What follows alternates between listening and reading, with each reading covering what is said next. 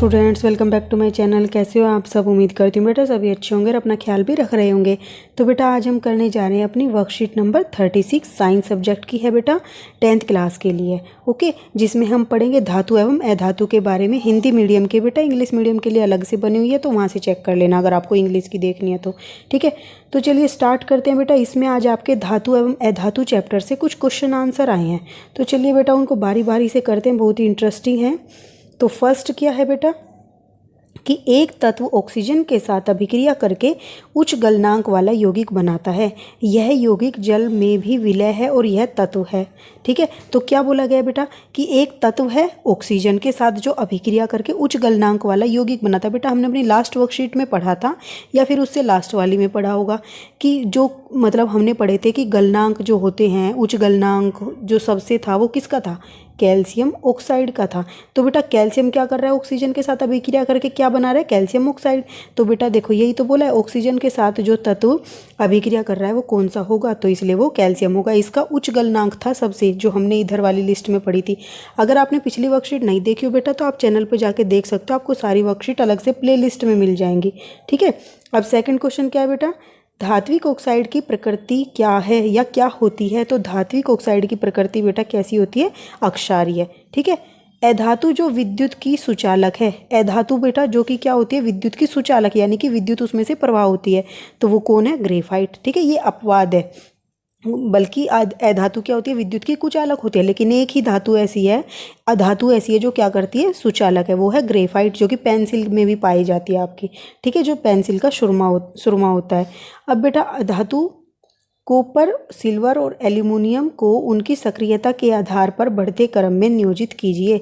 तो बेटा अब बोला गया है कि कॉपर, सिल्वर और एल्यूमिनियम, ठीक है, इनको इनकी सक्रियता के आधार पर, ठीक है, इनके सक्रियता के आधार पर बढ़ते क्रम में आपको लगाना है। तो सबसे ज़्यादा सक्रिय कौन है बेटा? हमने सक्रियता श्रेणी पढ़ी थी जिसमें क्या था? ऊपर से नीचे की तरफ घटती जा रही थी सक्रियता। सबसे ऊपर वाले की सबसे ज़्यादा थी और सबसे नीचे वाले की सबसे कम थी, ना के बराबर थी।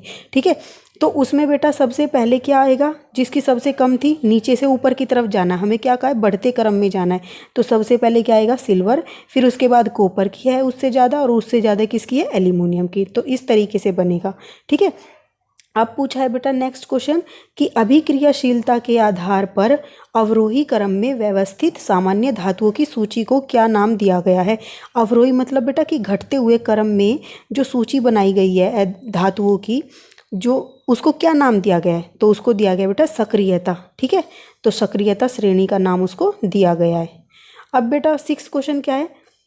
डैश अभिक्रियाशील धातुएं अपने से डैश अभिक्रियाशील धातुओं को उसके लवण विलयन से विस्थापित कर सकती हैं। तो बेटा कौन? देखो दो के बीच में फाइट होगी, एक तो कमजोर है और एक क्या है? ताकतवर है। तो कौन किसको हटा सकता है बेटा? ताकतवर क्या करेगा? कमजोर को हटा के उसकी कुर्सी पर बैठ जाएगा। इसलिए क्या कहेंगे? अधिक अभिक्रियाशील धातुएं अपने से कम अभिक्रियाशील। ठीक है, यहाँ पर आएगा कम और यहाँ पर आएगा अधिक। अधिक अभिक्रियाशील धातुएं अपने से कम अभिक्रियाशील धातुओं को उसके लवण विलयन से विस्थापित करती है। बेटा ये क्वेश्चन सारे इंपॉर्टेंट है, आप इनको अपनी नोटबुक में नोट डाउन कर लेना अच्छे से और इनको रिवाइज करना। ठीक है, आपके पेपर के लिए हेल्पफुल होंगे और मैंने प्रॉपर तरीके से आपको इनके आंसर्स लिख के दिए हैं, तो आप इनको अच्छे से याद भी करना। ठीक है, अब नेक्स्ट क्वेश्चन है बेटा कि अधातुओं द्वारा बनाए गए आयन का नाम बताइए। जो अधातु होती हैं बेटा वो कैसा आयन बनाती हैं? तो वो बनाती है ऋण आयन। ठीक है, जिस पर क्या होता है? नेगेटिव चार्ज होता है। ठीक है, जैसे कि क्या हो गया बेटा? एग्जाम्पल O2 नेगेटिव, ये क्या है? ऑक्सीजन एक अधातु है जिस पर कैसा चार्ज होता है? ऋण आयन। ठीक है, ऋण आवेश होता है जिस पर। कुछ धातुएं जल के साथ बिल्कुल भी अभिक्रिया नहीं करती, ऐसी किसी एक अधातु का नाम बताइए। तो बेटा सोना और चांदी ये क्या होती है? मतलब जल के साथ अभिक्रिया नहीं करती, बिल्कुल ही ना के बराबर करती हैं। ठीक है, आप देखते होंगे घर में जैसे कोई दादा दादी, मम्मी पापा या कोई भी गोल्ड की चीज़ें या चांदी की पहनते हैं तो उन पे ज़्यादा इसका कुछ फ़र्क नहीं पड़ता। सबसे ज़्यादा तो सोना होती है, ठीक है, जो अनअभिक्रियाशील होती है। अब बेटा नेक्स्ट क्या है? पृथ्वी की सतह पर प्रचुर मात्रा में पाई जाने वाली धातु कौन सी है? तो वो है बेटा एल्यूमिनियम। ठीक है, 10th क्वेश्चन है किसी तत्व ई, ठीक है, मान लिया ई तत्व है जिसका क्या है? जो क्या नाम है? एटम है, मतलब एटॉमिक नंबर है, वो क्या है उसका? परमाणु संख्या वो है 16, ठीक है। का इलेक्ट्रॉनिक विन्यास क्या है 286, यह 6 इलेक्ट्रॉन का त्याग करेगा या 2 इलेक्ट्रॉन को ग्रहण करेगा। तो बेटा देखो क्या है, देखो इसके इस तरीके से 3 उसके अंदर ही आएंगे, तो पहले वाले में कितने आ जाएंगे 2, दूसरे वाले में कितने आ जाएंगे 8 आ जाएंगे, ठीक है 8 आ जाएंगे और लास्ट वाले में 6 आएंगे। तो बेटा क्या होता है, ये अपने आप को स्थिर बनाने के लिए क्या करते हैं, अपने भार जो इनका लास्ट वाला ये होता है इसमें से क्या करते हैं, अष्टक में से या तो 2 इलेक्ट्रॉन को लेके ये क्या करेगा कंप्लीट करेगा या फिर 6 इलेक्ट्रॉन दे देगा। तो इसके लिए क्या आसान होगा, 6 इलेक्ट्रॉन देना आसान होगा या 2 इलेक्ट्रॉन ग्रहण करना आसान होगा। तो इसके लिए 2 इलेक्ट्रॉन लेना आसान होगा 6 देने की बजाय। तो आप क्या लिखोगे कि ये अपने 2 इलेक्ट्रॉन को ग्रहण करेगा 6 देने की बजाय, ठीक है। अब नेक्स्ट है बेटा आपके लघु उत्तरीय प्रश्न, ठीक है। तो इसमें फर्स्ट क्या है, निम्नलिखित अभिक्रियाओं के समीकरण को पूरा कीजिए। तो ये आपको दिए गए हैं बेटा, इनको आपको पूरा करने को बोला गया है। आयरन, कैल्शियम और पोटेशियम की जल के साथ अभिक्रिया, ठीक है। तो बेटा आयरन की जब क्या होगी, जल के साथ अभिक्रिया होगी तो क्या देगा हमें ये Fe2O3, ठीक है। और ये है बेटा हाइड्रोजन गैस इसमें क्या होगी रिलीज होगी। ऐसे ही कैल्शियम क्या करेगा बेटा, इसके साथ अभिक्रिया करेगा जल के साथ, तो हमें क्या देगा कैल्शियम हाइड्रोक्साइड, ठीक है, और इसमें भी हाइड्रोजन गैस रिलीज होगी। फिर पोटेशियम बेटा इसके साथ करेगा मतलब कि जल के साथ अभिक्रिया, तो हमें क्या देगा पोटेशियम हाइड्रोक्साइड, और साथ में क्या होगा जल वो हाइड्रोजन गैस मिलेगी और हीट भी रिलीज होगी, ठीक है। तो ये इनकी रिएक्शन बनेगी। साथ में बेटा ये क्या है बैलेंस की गई है, ये भी आपने सीखा होगा कि क्या होता है जितना इधर द्रव्यमान होता है उतना ही इधर द्रव्यमान होना चाहिए। तो इस तरीके से इनको बैलेंस किया जाता है, ठीक है, और संख्या भी। अब सेकंड क्वेश्चन क्या है बेटा इसका कि प्राय जब धातुओं की अभिक्रिया खनिज अम्लों के साथ कराई जाती है तो हाइड्रोजन गैस निकलती है, लेकिन जब धातुओं की अभिक्रिया मैग्नीज और मैग्नीशियम को छोड़कर, ठीक है, क्योंकि ये तो रिलीज करते हाइड्रोजन गैस, तनु नाइट्रिक अम्ल के साथ कराई जाती है तो हाइड्रोजन गैस नहीं निकलती। तो क्यों नहीं निकलती, नाइट्रिक अम्ल के साथ अगर रिएक्शन कराई जाती है तो वो इसलिए नहीं निकलती बेटा, जब धातुओं की अभिक्रिया तनु नाइट्रिक अम्ल के साथ कराई जाती है तो हाइड्रोजन गैस उत्पन्न नहीं होती, क्योंकि नाइट्रिक अम्ल एक प्रबल ऑक्सीकारक है जो उत्पन्न हाइड्रोजन को ऑक्सीकृत करके जल में परिवर्तित कर देता है। ये क्या करता है बेटा, जो हाइड्रोजन गैस उत्पन्न होती है उसको तुरंत ही किस में परिवर्तित कर देता है, ऑक्सीकृत करके जल के अंदर परिवर्तित कर देता है, ठीक है। एंड स्वयं को, क्योंकि इसके अंदर क्या होता है ये HNO3 होता है ना, तो इसके पास क्या होते हैं ऑक्सीजन होते हैं, तो ये ऑक्सीजन उसको देकर क्या बना देता है H2 को H2O बना देता है, और खुद क्या बन जाता है फिर ये खुद अपने आप को किसी भी नाइट्रोजन के ऑक्साइड में अपचयित कर लेता है, ठीक है, जैसे कि N2O में, NO में या फिर NO2 में, ठीक है।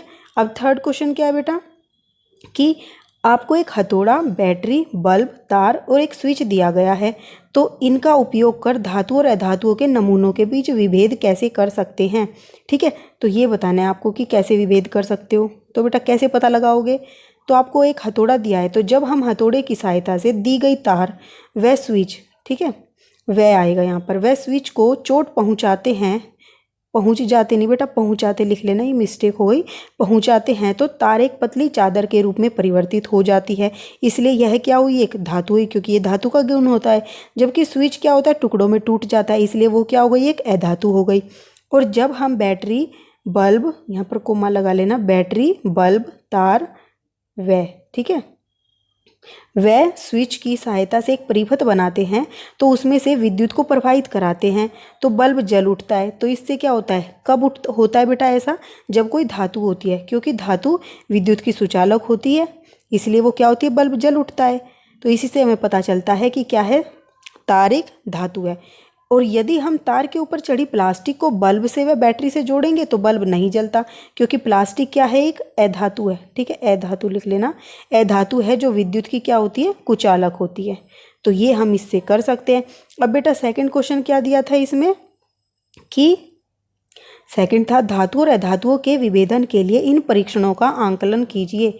तो बेटा देखो, एक तो ये क्वेश्चन का आंसर भी लिख सकते हो आप, और नहीं तो आप ये भी लिख सकते हो जो मैं आपको बताऊंगी अभी। ऊपर किए गए, ठीक है, ऊपर किए गए परीक्षणों में हमें पता चलता है कि धातुओं में आघातवर्धनीयता का गुणधर्म पाया जाता है, जबकि अधातुओं में नहीं, ए लगा लेना, ठीक है, अधातुओं में नहीं। और धातु में धातु विद्युत की सुचालक होती है, जबकि अधातु विद्युत की अधातु विद्युत की कुचालक होती हैं। ठीक है, अधातु विद्युत की कुचालक होती हैं। वह अपने अंदर से विद्युत को प्रवाहित, ठीक है, प्रवाहित नहीं होने देती। और बेटा इसका दूसरा आंसर आप लिखना चाहो तो वो ये लिख सकते हो, क्योंकि इसमें क्या पूछा गया है, क्या इन जो भी हमने परीक्षण किए या ये हमारे लिए उपयोगी हैं। तो बेटा कई बार तो ये हमारे लिए उपयोगी होते हैं और कई बार हमारे लिए उपयोगी नहीं होते। जैसे कि देखो ग्रेफाइट हमने अभी ऊपर पढ़ा था, तो वो क्या था, एक अधातु थी और सुचालक थी। तो अगर हमें यहाँ पर ग्रेफाइट दिया होता तो अगर हम उसको तोड़ कर देखते तो वो क्या होता बेटा, वो चूरा हो जाता। तो इससे हमें पता चलता वो है धातु है। लेकिन अगर उसमें से आप विद्युत प्रवाहित करते तो विद्युत प्रवाहित हो जाती। ठीक है, तो कई बार तो क्या होता है, हम हमारे लिए लाभदायक हो जाते हैं परीक्षण, और कई बार क्या होते हैं, नहीं हो पाते अगर हमें इस तरीके के अपवाद वाले जो पदार्थ मिले हों तो। ठीक है, आप ये भी लिख सकते हो इसके नीचे नोट डाउन करके। अब फोर्थ क्वेश्चन क्या है बेटा, फोर्थ क्वेश्चन है आपका कि उभयधर्मी ऑक्साइड क्या होते हैं। दो उभयधर्मी ऑक्साइड के उदाहरण अभिक्रिया सहित दीजिए। ठीक है, तो हमने बेटा अपनी फर्स्ट जो आई थी इस धातु अधातु के चैप्टर पर, उसमें पढ़ा था वे धातु ऑक्साइड जो अम्ल और अक्षार दोनों के साथ अभिक्रिया करते हैं तथा लवण व जल उत्पन्न करते हैं तो उभयधर्मी ऑक्साइड कहलाते हैं। उदाहरण जिंक तथा एल्यूमिनियम ऑक्साइड। ठीक है, तो ये ऑक्साइड वे हैं बेटा, जिंक ऑक्साइड और एल्यूमिनियम ऑक्साइड, जब हम इनको अम्ल के साथ अभिक्रिया कराते हैं और अक्षार के, तो ये क्या करते हैं, जल और लवण उत्पन्न करते हैं। जैसे कि एग्जाम्पल मैंने आपको यहाँ पर दिखाया है।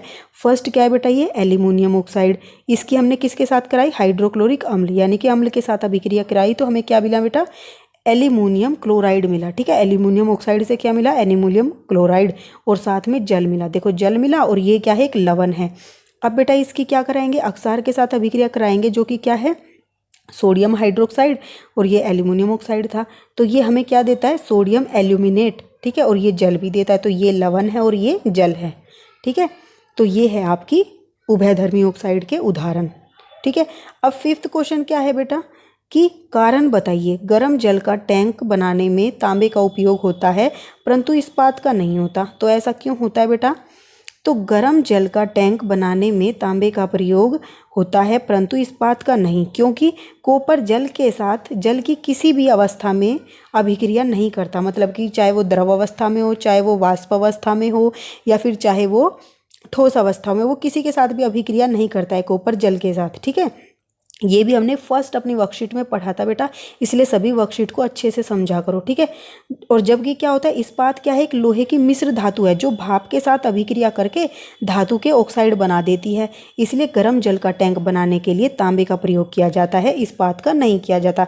इस्पात बेटा स्टील को बोलते हैं। ठीक है, अब बेटा इसका बी पार्ट क्या है, आभूषण बनाने में सोने और चांदी का उपयोग किया जाता है, तो क्यों किया जाता है, कारण बताओ।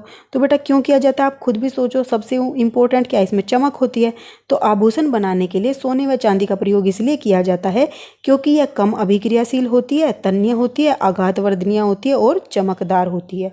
ठीक है, नेक्स्ट है बेटा आपका सी पार्ट। इसमें सोडियम पोटेशियम एंड लिथियम को तेल के अंदर संग्रहित करके क्यों रखा जाता है या संग्रहित किया जाता है, क्यों। तो बेटा वो किस लिए किया जाता है, ये भी हम पढ़ चुके थे, शायद अपनी सेकंड वर्कशीट में किया था। सोडियम पोटेशियम और लिथियम को तेल के अंदर इसलिए रखा जाता है क्योंकि यह अति अभिक्रियाशील होती है। यह वायु के संपर्क में आते ही ऑक्सीजन से अभिक्रिया कर आग पकड़ लेती है और ये क्या हो जाएगी, खतरनाक हो जाएगी। इसलिए इनको तेल के अंदर रखा जाता है, जिसके कारण इनका वायु से संपर्क खत्म हो जाता है और यह आसानी से आग नहीं पकड़ पाती। ठीक है, ये आपका सी का आंसर हो जाएगा। अब बेटा आपका क्या है, सिक्स्थ क्वेश्चन क्या है, जिंक मैग्नीशियम एवं कॉपर के धात्विक ऑक्साइडों को निम्न धातुओं के साथ गर्म किया गया। तो बेटा देखो जो ये धातु है, ये धातु दी गई है हमें, ये हमें धातु के ऑक्साइड दिए गए हैं। ठीक है, और ये हमें धातु दी गई है जिंक मैग्नीशियम और कॉपर। अब बोला गया है अगर हम इन क्या मतलब कि इन धातु ऑक्साइडों को इन धातुओं के साथ गर्म करते हैं तो कौन सी किसको विस्थापित करती है, तो ये बताना है हमें।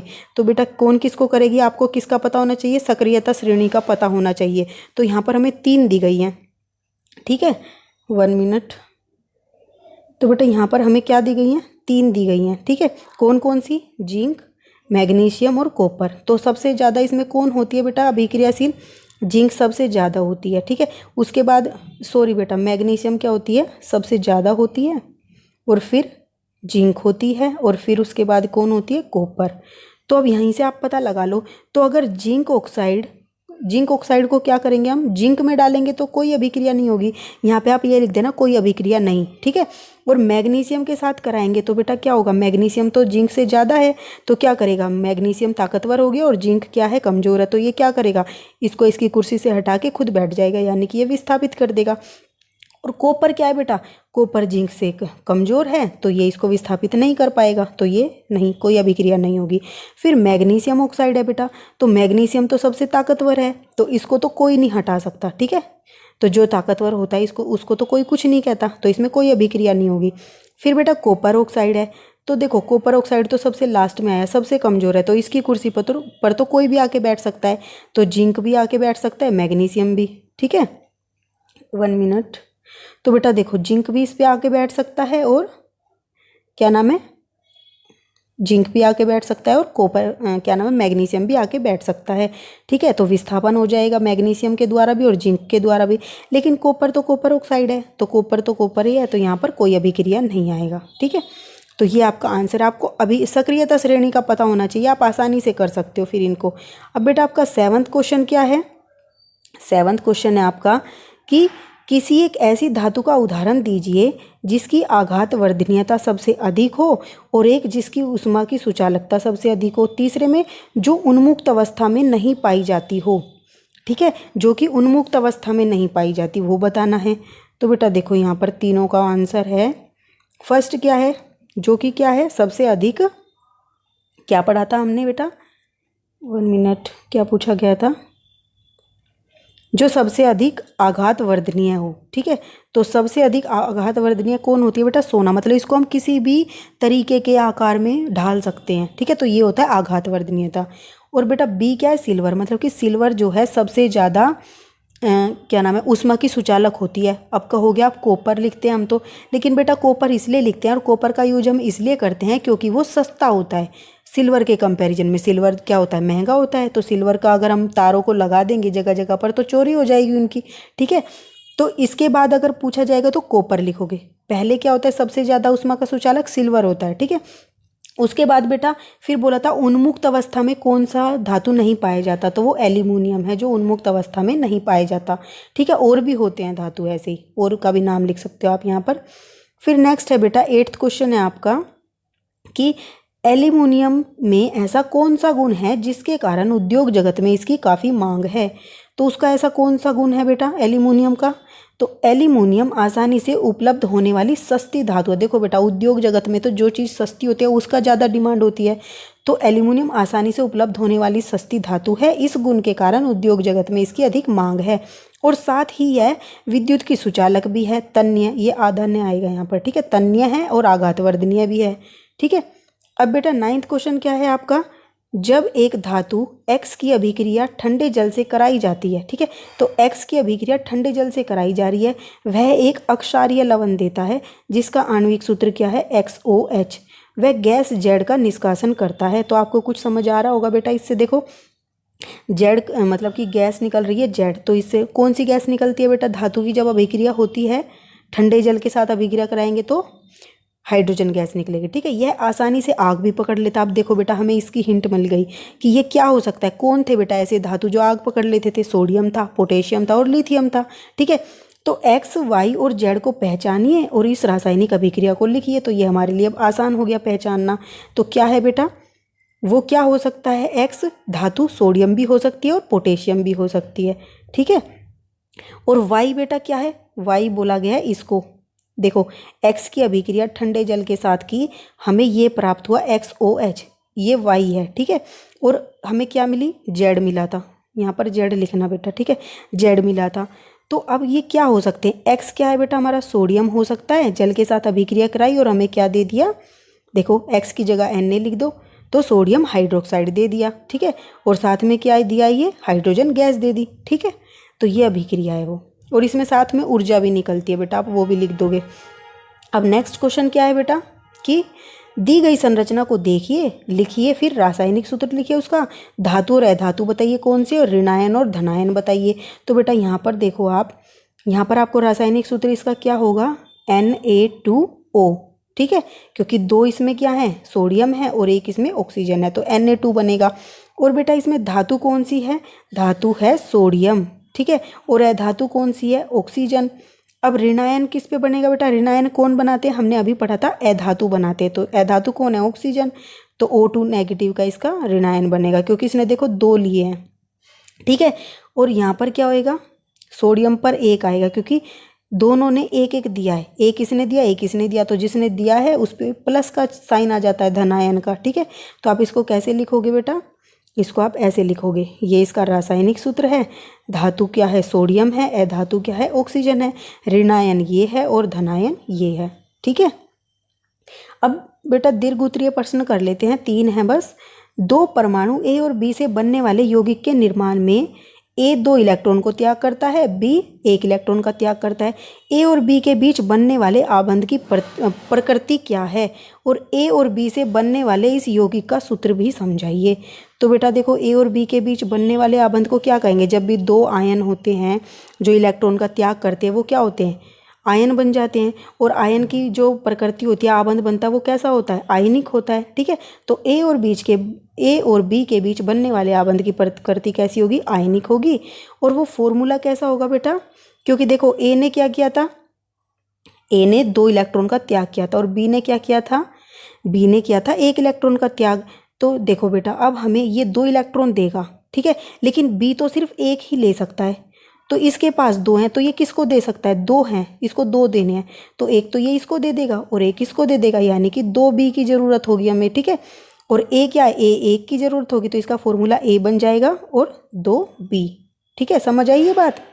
अब नेक्स्ट क्या है बेटा, नेक्स्ट क्वेश्चन है कि इसी प्रकार बनने वाले MgCl2 अणु के निर्माण का वर्णन कीजिए, यानी कि मैग्नीशियम क्लोराइड जो बनता है अणु, वो कैसे बनता है, इसी तरीके से बनता है, तो उसका एक्सप्लेन करना, आपको वर्णन करना है कैसे बनता है। तो बेटा मैग्नीशियम क्लोराइड अणु का निर्माण मैग्नीशियम व ये है हटा देना, ठीक है, व क्लोरीन के बीच रासायनिक अभिक्रिया होने पर होता है, जिसमें मैग्नीशियम क्या करता है, 2 इलेक्ट्रॉन का त्याग करता है और क्लोरीन 1 इलेक्ट्रॉन को ग्रहण करता है, और यह एक आयनिक यौगिक बनाता है, ठीक है। इस तरीके से आयनिक यौगिक बनाते हैं MgCl2, ठीक है। और बेटा इस पर आयन पर चार्ज कौन सा आ जाएगा, मैग्नीशियम ने क्या किया है बेटा, 2 इलेक्ट्रॉन को त्याग किया है, तो इसके ऊपर क्या आ जाएगा, Mg2+, और क्लोरीन ने क्या किया, 1 लिया है, तो इसके ऊपर क्या आएगा, Cl नेगेटिव। अब इसने तो 1 ही लिया और ये 2 दे रहा है, तो इसके लिए हमें 2 क्लोरीन चाहिएंगे, तो क्या हो जाएगा, देखो यहाँ पर 2 ही क्लोरीन है, Cl और Cl, ठीक है, और 1 Mg है, ठीक है। अब सी क्वेश्चन क्या है, सी पार्ट क्या है बेटा इसका, कि साधारण नमक केवल पिंगली अवस्था में विद्युत का संचालन करता है, क्यों।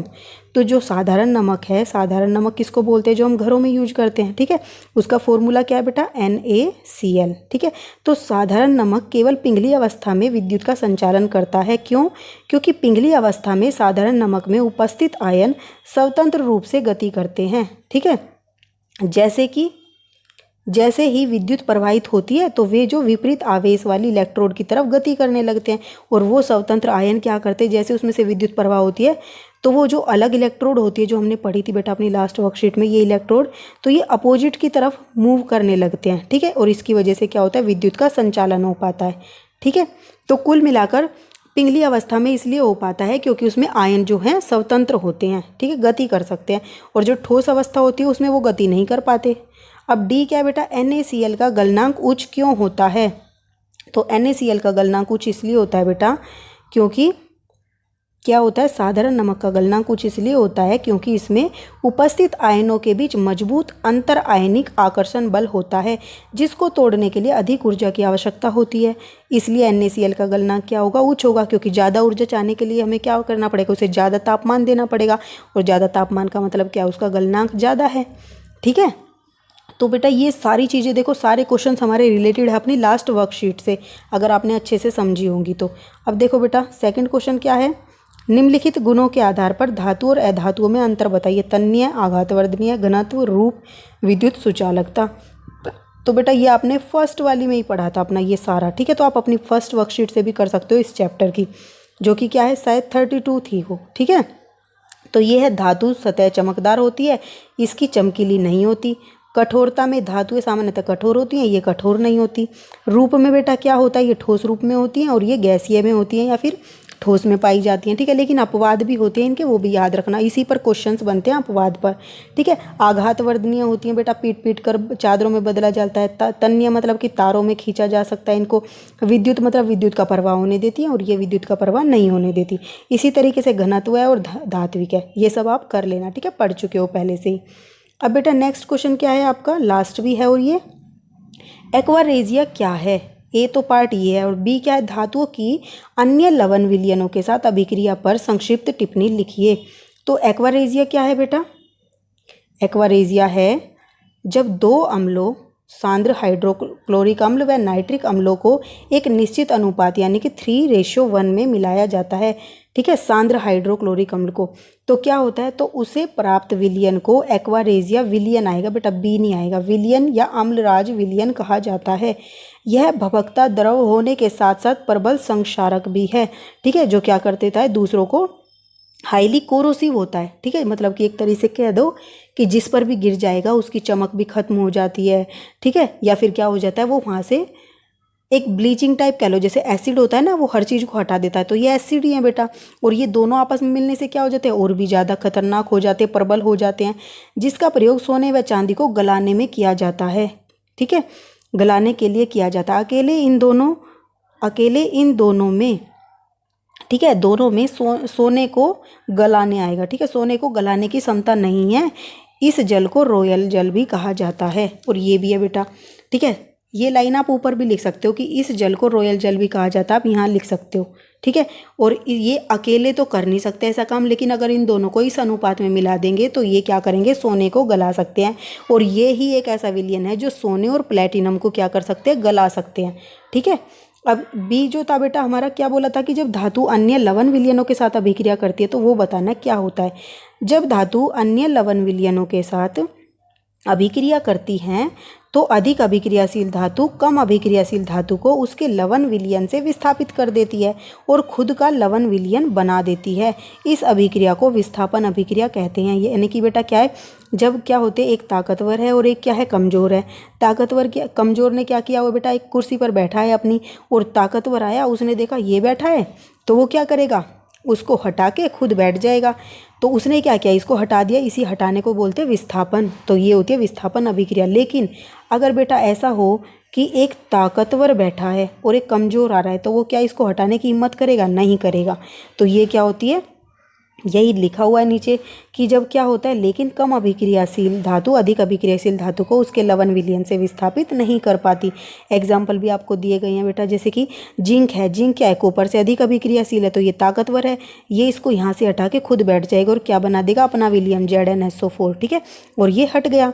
और कॉपर क्या है बेटा, आयरन से कम है, तो ये कमज़ोर है और ये ताकतवर है, ये इसको नहीं हटाएगा, तो इसलिए कोई अभिक्रिया नहीं होगी, ये चुपचाप चला जाएगा यहाँ से, ठीक है। तो ये थी बेटा आपकी आज की वर्कशीट। उम्मीद करती हूँ आपको अच्छे से समझ आई होगी और इन क्वेश्चंस की बेटा प्रैक्टिस करना आप, ठीक है, और आपको अच्छे भी लगेंगे। अगर आप इनको अच्छे से प्रैक्टिस करोगे तो आपको एक कॉन्फिडेंस आएगा अपने अंदर। तो इस वीडियो में बेटा इतना ही। अपना जो नेक्स्ट टॉपिक होगा हम अपनी नेक्स्ट वीडियो में करेंगे। तब तक के लिए ऐसे हंसते रहिए, मुस्कुराते रहिए, पढ़ते रहिए और आगे बढ़ते रहिए। Thank you.